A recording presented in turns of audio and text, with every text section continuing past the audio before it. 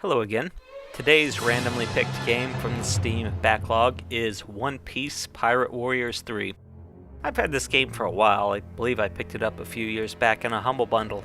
Having read some of the original mangas, I'm slightly familiar with One Piece, but just enough to recognize some of the characters. An opening cinematic begins the game, and might I add, it's an unskippable cinematic, which is a cardinal gaming sin in my book. Regardless, the cinematic is of Luffy and his desire to be a pirate from a young age. Flash forward, and Luffy is out to rescue Zoro, a legendary three-sword fighter, and recruit him into his pirate crew. At its heart, this game is a beat-em-up with territory control thrown in. The level begins with Luffy fighting his way across a courtyard, attempting to get to Zoro.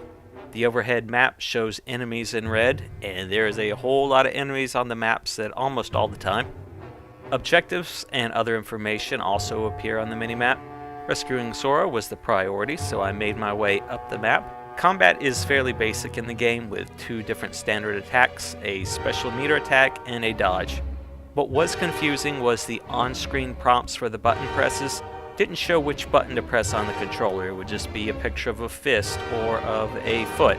I did eventually figure it out, but I definitely floundered on the first level there, just button mashing and getting my way through.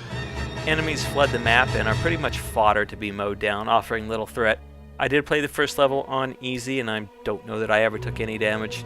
Other levels I did play at normal level, and that was a little more challenging, but definitely not frustrating. A boss battle at the end of the stage boiled down to dodge the boss attack, and then counterattack as needed, and repeat until you were finished. There were treasure chests on the map that gave defense, health, and attack boosts, but there was no real cool treasures to seek out. It was all just generic stat boosts. The second level had more depth to it by ramping up the territory controls. By clearing out enemies from sections of the map, I was able to control the territory, which meant fewer bad guys to fight later. Sometimes a captain would appear after clearing out a territory. Sometimes there was already an enemy commander or captain waiting. Outside of more hit points and being more aggressive, there wasn't anything dangerous about the commanders and captains compared to the regular enemies. It was satisfying clearing out areas and watching the map slowly turn from red to blue. New objectives appeared on the map at a good rate, and the action flowed fast. There are brief cutscenes advancing the story as the battle goes on, so if you're already a fan of One Piece, that is a nice plus. After completing a level, you can go play it again with different characters or as the same character. There are a variety of challenges for replaying each level, such as not getting hit, completing it with S ranks for time. Hitting these challenges unlocks character upgrades. There were so many upgrade options, coins, posters, bells, that it was overwhelming.